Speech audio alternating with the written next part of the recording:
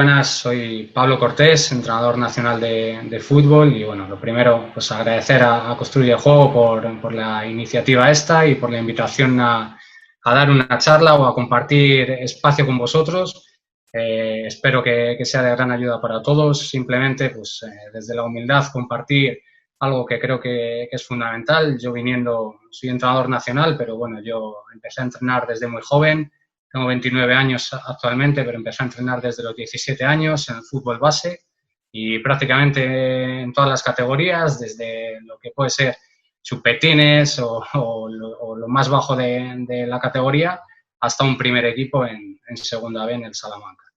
La presentación de lo que va a tratar es un poco de metodologías, un poco de metodología de entrenamiento, diferencias de lo que puede ser y comparando un poco en el fútbol formativo, fútbol de base, en microciclos competitivos, a un fútbol de rendimiento, como podría ser comparando en casos y luego también pues, incidiendo un poco en la parte del ser entrenador, cuáles son las capacidades que creo que son fundamentales.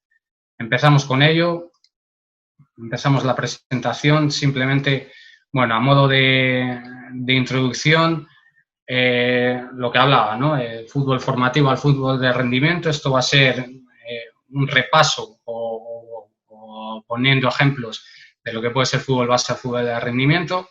Y para empezar, yo empecé desde muy joven, desde los 17 años, pero esa inquietud por entrenar venía desde antes. Y ya cuando tú empiezas a entrenar, las preguntas que te surgen, yo creo que tanto a mí o a otros compañeros que he hablado con ellos, pues siempre surgen estas preguntas, ¿no? ¿Cómo puedo ayudar al equipo desde mi posición como entrenador? ¿Cómo puedo o cómo voy a entender el juego? ¿Qué es lo que puedo hacer? ¿Cómo puedo entrenar, dirigir, liderar al equipo, al club en el que voy a estar?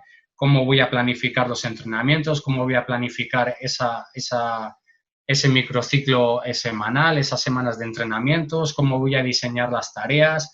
¿Cómo puedo controlar ese proceso de entrenamiento? ¿Con qué herramientas puedo controlar todo lo que voy a intentar gestionar? Incluso también la competición, ¿no?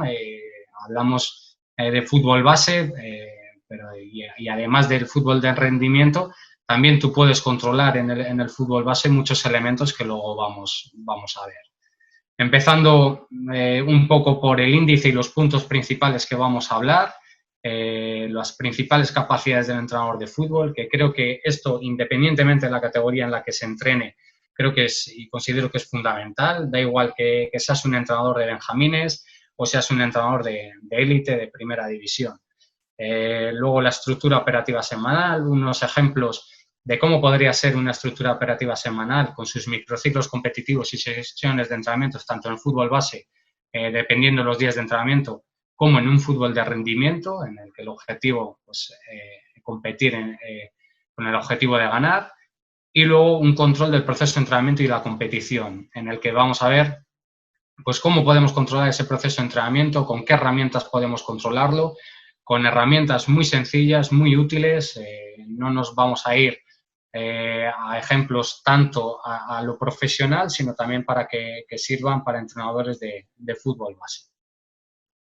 Empezando por las principales capacidades del entrenador, o lo podemos llamar competencias básicas o principales cualidades, ¿no?, que tiene que tener el entrenador. Yo creo que hay 3 elementos fundamentales que tiene que tener el entrenador. Da igual que sea de fútbol base como de fútbol de rendimiento. Uno es el conocimiento del jugador-juego. Creo que esto es algo fundamental que tiene que tener un entrenador. Desde el principio que se hace entrenador tiene que ser un gran experto en el conocimiento del juego. Lo segundo, la lectura del juego, la lectura del partido, que luego vamos a ver cómo podemos gestionar esto, cómo podemos profundizar, cómo podemos mejorar en esa lectura del juego o la lectura del partido. Y lo tercero, la gestión del vestuario. En gestión del vestuario vamos a profundizar, pero sabiendo que la gestión del vestuario no solo es para fútbol de élite, fútbol de rendimiento. La gestión del vestuario, un entrenador de alevines también está gestionando un vestuario, también está gestionando recursos humanos y eso es algo fundamental. Empezando por el primer elemento, conocimiento del jugador y juego. Aquí lo dividimos o lo podemos dividir en dos partes, pero que prácticamente es una: el juego por un lado y el jugador por otro. Como decía antes, somos entrenadores de fútbol. Para empezar, tenemos que sacarnos nuestros títulos de entrenadores, y algo fundamental tiene que ser que tenemos que ser unos expertos de lo que es el juego, ¿no? De la lógica interna del juego, con sus partes o con sus elementos fundamentales: el espacio, el tiempo, las relaciones, el balón. Creo que eso lo tenemos que tener claro, y también los componentes del juego. Tenemos que ser unos expertos tanto en la parte técnico-táctica como en la parte estratégica, como en la parte condicional. Si bien nos pueden ayudar pues, preparadores físicos y expertos en la materia, pero nosotros también tenemos que ser conocedores de esa materia, y también en la parte emocional, en la parte psicológica, que igualmente nosotros podemos tener ayudantes que son expertos en la materia y que nos van a aportar mucho conocimiento, pero que nosotros como entrenadores también es algo fundamental y que tenemos que ser conocedores de ello. Creo que esto es algo importante y bueno, siendo también profesora en la Escuela de Entrenadores, se está dando un vuelco a las nuevas metodologías en la Escuela de Entrenadores. Creo que está yendo un poco más a englobarlo todo, a que el entrenador conozca todos los aspectos de los componentes del juego, y creo que todos los entrenadores tienen que ser grandes conocedores, ya sea un entrenador de alevines como un entrenador de élite. Sí que es verdad que pues, en cada categoría pues, cada entrenador va a manejar unos registros u otros. Y luego, yéndonos al jugador, tampoco me voy a detener mucho en esto, que es más teórico. Según, como comenta Juan Malillo, nosotros tenemos que dotar y generar y crear una cultura táctica para el jugador, que sea inteligente, que tenga una memoria táctica y luego una habilidad táctica para después ejecutarla, ¿no? en el terreno de juego. Y si nos vamos a Paco Seirulo, pues conocer o interpretar al futbolista como un humano deportista con todas sus estructuras, que no me voy a detener en esto, pero que es importante también conocerlo, ¿no? Yo creo que cada futbolista es una persona distinta, tenemos que conocer a todos y a partir de ahí ya construir lo que es el equipo. Nos vamos a la siguiente capacidad o cualidad o competencia que creo que es fundamental del entrenador, que es la lectura del juego y del partido. Aquí me voy a detener un poquito más. Creo que esto es algo que pues, ahora está un poco cambiando, lo que mencionaba antes en las nuevas metodologías de los cursos de entrenadores, pero que antes no se daba mucha importancia, que es la dirección del partido. Yo creo que esto es algo fundamental. El entrenador tiene que saber, tiene que conocer, tiene que interpretar lo que está sucediendo, lo que puede suceder y cómo gestionar el después de lo que ha sucedido. En la dirección del partido podemos catalogar, o por así decirlo, fraccionar tres partes, que es el antes del partido, el durante del partido y el después del partido. Antes del partido, ¿cómo puedo hacer yo que un plan de partido, una estrategia del partido salga o pueda llevarse a cabo? Lo primero que tienes que tener claro es pues, qué es lo que quieres a nivel técnico-táctico en un partido de fútbol, tanto en el momento con balón, en la parte ofensiva, como en la parte defensiva, como en sus transiciones, como a nivel de acciones a balón parado, qué es lo que quieres tú para ese partido, analizar al rival. Es otra de las partes fundamentales, conocer el rival. Sí que es verdad que dependiendo de las categorías en las que entrenemos, cobrará una importancia u otra. En mi opinión personal, creo que en el fútbol base no es tan importante el rival como ya en el fútbol de rendimiento, pero no hay que obviar que en el fútbol es un 11 contra 11, tú juegas contra otro equipo, el otro equipo te va a condicionar y tú le puedes condicionar al otro equipo. Entonces, esa dualidad, lo que tú hagas va a condicionar al rival, lo que ellos hagan te va a condicionar a ti, es algo fundamental, algo que tienes que tener analizado y algo que tienes que tener pensado para un plan estratégico que se pueda llevar a cabo. y también pues posibles, lo que se llama el plan B o situaciones que se puedan presentar, cómo reaccionar a esas situaciones que se te puedan presentar durante el partido. Elegir la convocatoria, tomar esa decisión es fundamental, no solo los 11 futbolistas, que ahora me voy a eso, pero elegir los 16, 18 jugadores que van a ir convocados es algo importante. Si bien muchas veces de forma puede ser peyorativa o de forma despectiva se puede decir a un entrenador que es un simple alineador, yo creo que eso es una de las funciones de suma importancia en nuestra actividad, el dar la alineación, el tomar esa decisión de qué 11 van a salir al terreno de juego es algo importantísimo. Elegir qué 11, quiénes son los que van a jugar, quiénes van a estar cerca de quiénes van a estar lejos de quiénes, esas sinergias entre los jugadores, eso es algo muy, muy, muy importante, que no tenemos que hacernos caso de opiniones que dicen que pues de forma despectiva que es un simple alineador, porque eso es una de las funciones del plan estratégico del partido, del plan de la dirección del partido, del antes, que va a cobrar suma importancia. Entonces, tenemos que tener claro qué 11 jugadores van a actuar en el partido, que vamos a pensar que van a ser los mejores que van a ejecutar ese plan, pero también sabiendo que en el banquillo van a estar jugadores que pase lo que tienes pensado durante el partido o pase situaciones inesperadas, pero que tú antes del partido puedes pensar o imaginar, te pueden resolver esas situaciones. Y también es importante los jugadores de banquillo de cómo te pueden resolver esas situaciones que se puedan presentar durante el partido. Entonces yo creo que antes del partido, lo que es la dirección del partido, no es solo durante, sino también antes hay un trabajo previo que es durante toda la semana. Se va trabajando ese plan estratégico del partido. Durante el partido nos iríamos a esas conductas que va a ejecutar el entrenador en el desarrollo de los 90 o 95 minutos que va a durar el partido, ¿no? Hacer una retroalimentación del plan, si está saliendo bien, observar qué está sucediendo, si lo que teníamos previsto está saliendo, si no está saliendo lo que estaba previsto y tenemos que tomar decisiones y cambiar ese plan, si esos cambios que puedas ejecutar van a ser favorecidos o va a cobrar beneficios para tu equipo o por otra parte, si esos cambios pueden tomar unas desventajas con respecto al rival. Todo eso sabemos que esas decisiones las tienes que tomar en décimas de segundo, en segundos, que puedes tomarte un tiempo para consultarlo con tu cuerpo técnico, pero sí que es verdad que se pueden producir situaciones de una expulsión, una lesión, un gol encajado en los primeros minutos de partido, un gol encajado en los primeros minutos del segundo tiempo o al final del primer tiempo, y cómo reaccionar ante esas situaciones es importante, ¿no? ¿Qué conductas vas a realizar durante ese partido?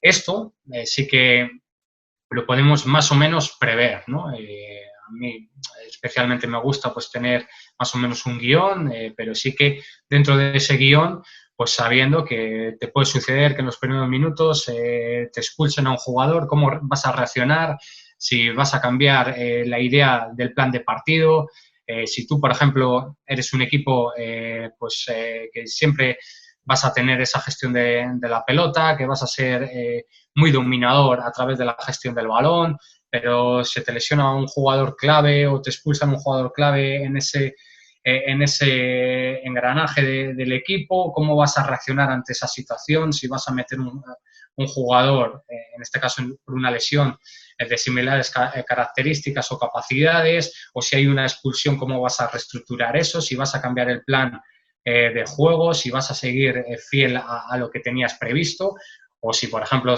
te expulsan a un mediocentro en un 1-4-4-2, si vas a seguir optando por mantener esos dos puntas en el ataque y seguir con un 1-4-3-2, dando pues mayores recorridos a los jugadores del centro del campo, o si renuncias a un jugador de los más adelantados para protegerte un poquito más en el centro del campo. Todo eso, pues sí que es verdad que son decisiones que las tienes que tomar en segundos, en poco tiempo, pero que si tú previo al partido, pues en el plan estratégico del partido, pues más o menos tienes, pues por si acaso, un plan B o situaciones no previstas, pero que más o menos puedes tener pues decisiones anticipadas, pues esa decisión que son en segundos, pues la vas a tomar inmediatamente, ¿no? Simplemente pues o a través del cuerpo técnico, o a través de la libreta, o a través simplemente de la cabeza, que lo tienes memorizado.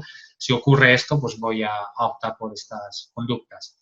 Y luego, después del partido, es importantísimo ese control de emociones, ya sea en fútbol base, tras una derrota, tras una victoria, controlar las emociones, no creernos mucho por haber ganado un partido o dos partidos, pero tampoco venirnos abajo por perder un partido, ¿no? Yo creo que eso es importante transmitírselo a los niños, transmitírselo a los jugadores, pero eso también en un fútbol de rendimiento es clave, ¿no? Un entrenador en una derrota creo que es fundamental mantener ese control de emociones, tanto en una derrota como en una victoria, no estar muy eufórico en las victorias, pero tampoco estar muy triste en las derrotas, controlar las emociones, dar apoyo a los jugadores, tanto en las victorias como en las derrotas, animarlos, estar motivado, algo fundamental, la motivación, eso lo podíamos englobar en las tres, tanto en el antes como en el durante, como en el después, estar siempre motivado. Y luego sí que en el fútbol de rendimiento nos vamos un poco más allá, pues hay ruedas de prensa, hay tratos con periodistas, hay con medios de comunicación, ese control de emociones, el cómo vas a defender o a justificar tus acciones, o a argumentar, o simplemente a comentar o responder a lo que te puedan preguntar. Aquí en alto rendimiento o en un fútbol de rendimiento, pues tienes asesores o tienes un jefe de prensa, tienes personas que te pueden ayudar en ese camino antes de ir a la rueda de prensa o a tratar con los medios de comunicación, o en situaciones más humildes estás solo y tienes que reflexionar, pensar en lo que vas a decir, porque puede ser algo importante de cara al grupo, de cara incluso a la afición, incluso a los directivos, al club, cómo vas a encarar ese control de emociones después de un partido, ¿no? Yendo un poco a lo que podría ser el durante el partido, pues lo hablábamos antes, ¿no? Esto está sacado de un libro de Guindos, observar el juego, qué es lo que está sucediendo, si durante el partido está sucediendo el plan que teníamos pensado, que teníamos previsto, diagnosticar, ¿no? Cómo podemos modificar lo que está sucediendo, si debemos modificarlo o no debemos modificarlo, ese planteamiento, pues hacer un feedback, ¿no? Una retroalimentación constante del plan. ¿Está sucediendo lo que queríamos o no está sucediendo? ¿Cómo vamos a modificar esto? Y cómo pueden influir esas modificaciones, ¿no? Si lo que teníamos previsto no está sucediendo, por ejemplo, pues un cambio en la formación, pasar de una línea de 4 a una línea de 3, cómo pueden influir esa modificación, o cualquier punto del juego que vayamos a modificar. Todo eso en segundos, en pocos minutos, todo el rato estás pues dándole vueltas a lo que está observando y lo que estás diagnosticando durante el juego, para si va a haber modificaciones o no va a haber modificaciones, ¿no? Y esto es algo fundamental, algo que igualmente sí que es verdad que cuanto la categoría sea mayor, pues va a cobrar una importancia mayor, el juego es más difícil, más rápido, pues los elementos son más grandes. Sí que es verdad que en un fútbol base, pues los elementos, por así decirlo, son más sencillos, pero en un fútbol ya de rendimiento, pues son más complejos. Pero igualmente un entrenador de un equipo cadete, pues tiene que ser un gran lector del juego, tiene que tener una gran lectura, observando lo que está pasando, diagnosticando y retroalimentando el plan, ¿no? Si está ejecutándose o no. Y luego nos vamos al tercer elemento o tercer pilar fundamental de lo que tiene que tener un entrenador, que es la gestión del vestuario. Aquí, pues, hay lanzadas unas cuantas competencias o funciones que tiene que tener el entrenador. Lo primero es un gestor de recursos humanos. Un entrenador de fútbol convive con muchas personas, tiene que gestionar tanto los futbolistas como cuerpo técnico, que más adelante lo vamos a ver, diferencias entre el fútbol de base y fútbol de rendimiento, pero es un gestor de recursos humanos, tiene que seducir con su diálogo, con su discurso, tiene que convencer, ¿no? Tiene una responsabilidad múltiple, tanto para los futbolistas como para la institución, para el club. Tiene que tener credibilidad con lo que dice, con lo que hace, tiene que tener liderazgo. No es lo mismo dirigir que liderar. Quizá dirigir pues es instruir, ¿no? a las personas para que lo hagan, para que realicen las acciones, pero quizá liderar es más inspirar a las personas para que lo realicen, ¿no? Lo que decía antes, la motivación fundamental, aprender de los jugadores. Creo que también tenemos que ser humildes, porque de los jugadores se aprende un montón, tenemos que apoyarnos en ellos, pero también ayudarles, ¿no? Cuando lo necesitan, estar siempre en esa predisposición para ayudar, aportar soluciones para todo, tanto en el juego como en los entrenamientos, como en cualquier situación que se pueda presentar. Conocedor, aprovechador y conductor del equipo, del club, un gestor de las relaciones, lo que decía antes, ¿no? Hay muchos recursos humanos, tienes que gestionar esas relaciones tanto con el club como con los medios de comunicación, en fútbol base con los padres, con agentes externos, con representantes, con empresas. Pues tienes que saber y tener buena relación con todo, sintonizar, sincronizar todos estos elementos, saber de todo, como decía antes, saber de todo o intentar saber de todo, lo que pues, del juego, de la parte condicional, de la parte psicológica, emocional de los futbolistas, del juego, del jugador, pero también saber que no puedes saber de todo y también apoyarse, ¿no? En ser humilde, en que si a lo mejor pues de la parte condicional no eres un experto y te puedes ayudar de un experto, de un preparador físico, pues apoyarte, ¿no? En lo que pueden ser esos expertos que te van a hacer crecer tanto como entrenador como lo más importante, que es que el club o el equipo funcione. Y yo creo que esto es algo fundamental. Aquí podríamos lanzar un montón más de competencias, pero más o menos yo creo que esto es importante. Dentro de la gestión del vestuario, nos vamos a fútbol formativo, prácticamente aquí yéndonos a un cuerpo técnico que puede ser normal o que puede ser habitual en fútbol base. Hay un entrenador, un segundo entrenador, un ayudante, que puede ser un preparador físico o un segundo entrenador que incluso puede compatibilizar con otro equipo del mismo club, un delegado y yo creo que esto puede ser más o menos una situación ideal, ¿no? Un entrenador, un segundo entrenador, un preparador físico y un delegado. En situaciones más humildes estaría el entrenador solo, como mucho con una persona, un amigo que te pueda echar una mano, pero incluso a ese amigo, a esa persona que te echa una mano, tienes que gestionarlo, ¿no? Tienes que darle sus funciones, que guiarle. Tienes que gestionar los jugadores, ya sean 12 en fútbol base, 14, 15, como 22, 24 en un fútbol de rendimiento. Tienes que gestionar esos futbolistas. Y aquí en el fútbol formativo, agentes externos, nos referimos a más que nada a los padres, ¿no? Sí que es verdad que cada vez se ven más representantes en edades tempranas, pero bueno, yo creo que lo que más hincapié pues, es a los padres.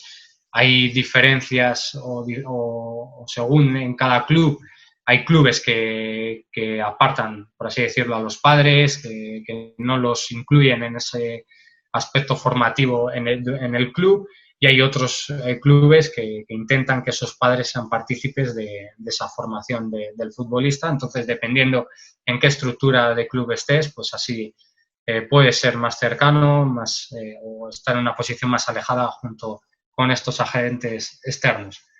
En un fútbol de rendimiento, el cuerpo técnico es mucho más grande, entrenador, segundo entrenador, preparador físico, entrenador de porteros, redactador, psicólogo, analista, ayudantes. Aquí podríamos poner incluso más, pero sí que el cuerpo técnico se ve aumentado, tienes que gestionar todos estos recursos, los jugadores ya no son lo que decía antes, 12, 14 jugadores, ya son 22 jugadores, 24, 25 jugadores, el cuerpo médico, los servicios médicos comandados por un médico, por un servicio de fisioterapeutas, con unos auxiliares que son los delegados, son los utilleros y con unos agentes externos que aquí pues sí que ya no nos iríamos a esos elementos de los padres, sino ya nos iríamos a agencias de representación, representantes, cómo gestionar la relación con ellos o si la va a tener simplemente pues el director deportivo, la dirección deportiva, o tú no vas a estar en contacto con ellos. Pero aquí vemos que esa gestión de lo que puede ser el vestuario, por así decirlo, es mucho más grande, mucho mayor. Yo creo que en el fútbol de rendimiento cobra muchísima más importancia este aspecto, ¿no? Esta gestión de todos estos recursos humanos, que todos vayan en la misma dirección, que todos remen para el mismo sentido, es fundamental. Algo que nos puede ayudar y que nos puede servir como una ayuda para esta gestión del vestuario es una tabla de tareas, de funciones,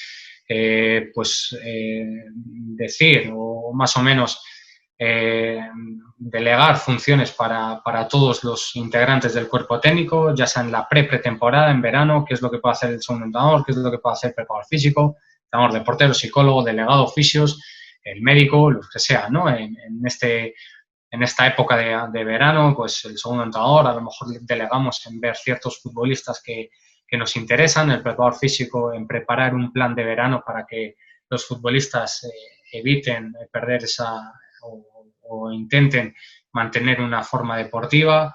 El entrenador de porteros pues nos pueden pasar informes, incluso pues si estamos en un club en el que a lo mejor pasan porteros de filial a primer equipo, pues pasar un informe de esos porteros. El psicólogo nos puede dar un feedback, ¿no? de los futbolistas en la situación en la que se encuentran. El delegado, pues también le podemos delegar funciones y los fisios, pues hacer una lista de todas las lesiones que ha habido, un control de las lesiones que ha habido durante la temporada o lesiones que han tenido los futbolistas que queremos contratar, ¿no? En pretemporada, pues ya en pretemporada ya estamos más cerca de la competición, ya las funciones son más delimitadas en el día a día y el microciclo competitivo, aquí ya qué es lo que tiene que hacer cada persona, el segundo entrenador, de qué se va a ocupar y preocupar durante la semana, el preparador físico, el analista, todo eso, pues delimitar bien las funciones para que todos sepan lo que tienen que hacer y luego durante la competición, el día de partido, qué es lo que tiene que hacer cada persona. Esto a mí sí que me gusta hacerlo antes de la temporada, previo cuando se va a empezar la temporada, también hacer recordatorios pues en Navidades, más o menos en fechas, para que simplemente porque el ser humano muchas veces se deja llevar, ¿no? Y sabemos que las temporadas son muy largas, que estar al pie del cañón durante todas las temporadas se hace muy largo y pues sí que me gusta pues mantener a todos en un alto nivel de exigencia para que todos sepan y tengan muy claro lo que tienen que hacer. Nos vamos ya a una estructura operativa semanal, una semana de entrenamientos, qué es lo que entrenamos, para qué entrenamos, qué es lo que entrenamos, pues van a ser los contenidos, ¿no? Ya sean técnico-tácticos, condicionales, psicológicos, qué es lo que vamos a entrenar, lo tenemos que tener claro durante las semanas. ¿Y para qué entrenamos? Pues en el fútbol de base, yo creo que para mejorar al futbolista y dependiendo en qué estructura estés, ¿no? Pero si estás en una estructura de una cantera profesional, ¿para qué entrenamos? Para que un futbolista mejore todas esas cualidades y capacidades del futbolista para que en un futuro pueda llegar a un primer equipo y en un fútbol de rendimiento, ¿para qué entrenamos? Para que el futbolista desarrolle todas sus capacidades para que el fin de semana podamos conseguir el objetivo de la victoria. Estilo de juego, modelo de juego. Sí que es verdad que aquí hay clubes en los que pues, te determinan, ¿no? Cómo vamos a jugar, qué vamos a hacer en las situaciones de ataque, cómo nos vamos a comportar en las situaciones defensivas, cómo nos vamos a comportar en esas transiciones ofensivas-defensivas y las acciones a balón parado. Pero sí que es verdad que en otros clubes pues tienes esa libertad, ¿no? de ver o de esa capacidad para elegir tú, ¿no? Cómo vas a atacar, cómo vas a defender, cómo vas a reaccionar en las transiciones y cómo vas a actuar en esas acciones a balón parado. El cómo yo creo que está determinado de los quiénes. Algo fundamental es quiénes son los que van a ejecutar todas esas acciones, son los futbolistas. Sí que es verdad que en un fútbol de base, en un fútbol formativo, yo creo que no es tan importante el modelo de juego, sino los jugadores en sí, que todos los jugadores, o que cuanto más abierto sea el abanico, mucho mejor. Es verdad que hay clubes en los que tienen muy claro ese modelo de juego y es respetable y tenemos que aportar al futbolista herramientas para que ese modelo de juego pues se vea reflejado, pero sí que considero que en el fútbol formativo nos tenemos que centrar más en la individualidad, en los futbolistas, para que cuantos más futbolistas salgan para el fútbol de rendimiento, mucho mejor. En un fútbol de rendimiento nos tenemos que fijar en los quiénes. Puede que tengas esa capacidad de firmar futbolistas acordes a una idea que tú tienes en la cabeza como entrenador, pero muchas veces no. Llegas a un club en el que pues, el director deportivo ya tiene una plantilla más o menos gestionada y pensada y te tienes que adaptar un poco a lo que tienes.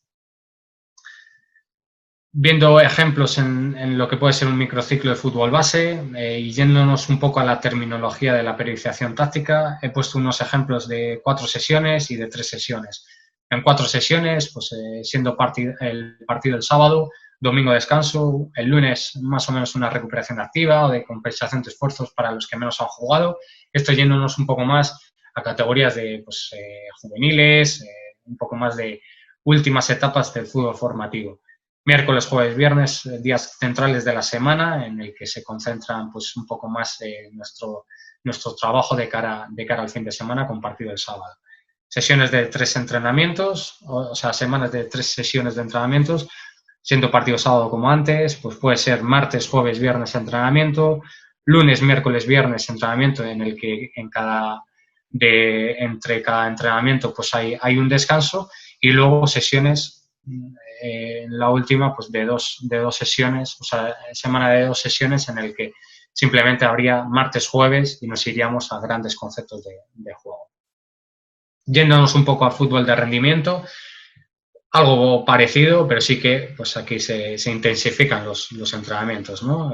Siempre recuperación activa y compensación de esfuerzos el día siguiente, el día de +1, el día +2 descanso, siempre que sean más de 5 días la semana, yendo pues dinámica de tensión, dinámica de duración, en esta semana larga de 7 días, 2 dinámicas de duración, luego dinámica de velocidad, dinámica de activación de prepartido y luego partido, ¿no? Podemos ver unos ejemplos o incluso en el último ejemplo de 3 días, en una semana corta de partido que puede ser entre semana o partidos que podemos tener de copa. Ya no nos vamos a un fútbol de élite, pero puede pasar en un segunda B, en un tercera división, que puedas tener semanas cortas, ya sea en una Copa Federación, que tienes partido sábado o domingo, tienes recuperación al día siguiente, tienes una dinámica de velocidad, tienes una activación y luego tienes un partido un miércoles o un jueves de Copa, ¿no? O incluso pues, partidos que en calendarios que son más extensos, pues que se puedan ver reflejadas estas dinámicas de sesiones. Un ejemplo muy claro de cómo podría ser un microciclo, un poco más explicado con sus tipos o estrategias didácticas llevadas a cabo. El lunes sería una recuperación activa y una compensación de esfuerzos para los jugadores que menos han jugado. martes descanso, miércoles día de tensión, en el que hay más orientado a esa fuerza, ¿no? El día jueves, central de la semana, dinámica de duración, ya yéndonos más a elementos específicos de lo que se pueden presentar en el partido posterior, una dinámica de velocidad el día -2 y una activación prepartido el día -1, con el partido que sería el domingo, el fin de semana. Esto más o menos es un ejemplo con unas estrategias didácticas, no me voy a detener mucho, esto es un ejemplo de esta temporada mío de segunda B, de cómo puede ser un microciclo semanal. ¿Cómo puede ser una organización estrategia de la estrategia operativa en el fútbol formativo y en el fútbol de rendimiento?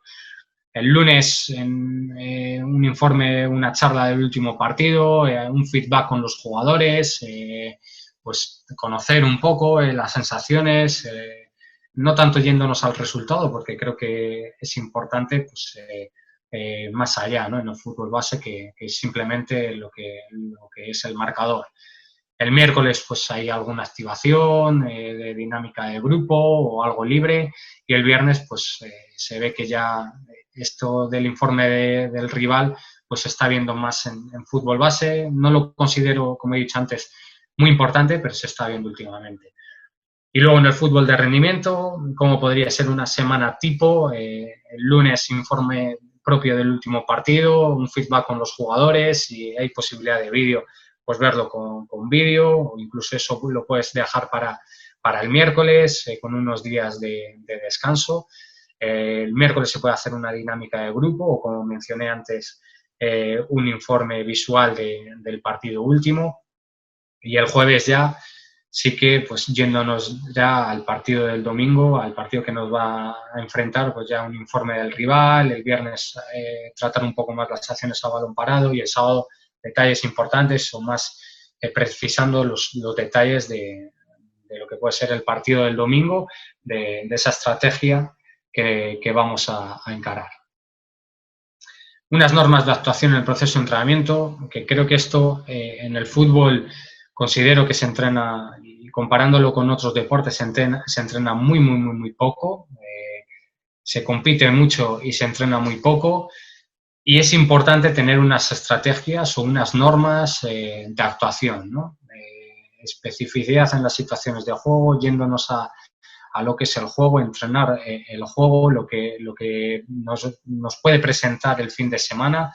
Creo que muchas veces se pierde el tiempo en entrenar situaciones que son irreales del juego, y creo que tenemos que centrarnos en lo que es lo específico de lo que se nos puede presentar en el juego. Unas normas de las tareas que no sean muy extensas. Muchas veces intentamos o nos complicamos mucho en poner muchas normas en las tareas, y creo que hay que ir con una o dos normas en las tareas, precisando, no extenderse mucho, porque primero los jugadores no se van a enterar, lo segundo, tú como director de esas tareas vas a tener un control muy deficitario de todas las normas, ¿no? Intensidad submáxima. Si queremos que el fin de semana rindan al máximo rendimiento, pues tenemos que intentar que los días, sobre todo centrales de la semana, rindan a un rendimiento pues por encima, ¿no? Incluso de sus posibilidades. Un nivel de concentración alto. Sí que es verdad que, y esto tenemos que ser inteligentes con ello, los inicios de los entrenamientos no van a tener un nivel de concentración igual que a los 30 minutos de entrenamiento. Eso tenemos que tenerlo claro, pero si ya desde el principio del entrenamiento pues le metemos elementos de concentración, de comunicación de los jugadores, pues ya eso que ganamos, ¿no? Los entrenamientos pueden ser de 90 minutos, de 100 minutos, pero si intentamos exprimir el máximo, yo creo que es mucho mejor. Lo que decía antes, la comunicación entre compañeros, el comunicarse entre ellos es algo fundamental, y que lo tenemos que fomentar durante los entrenamientos.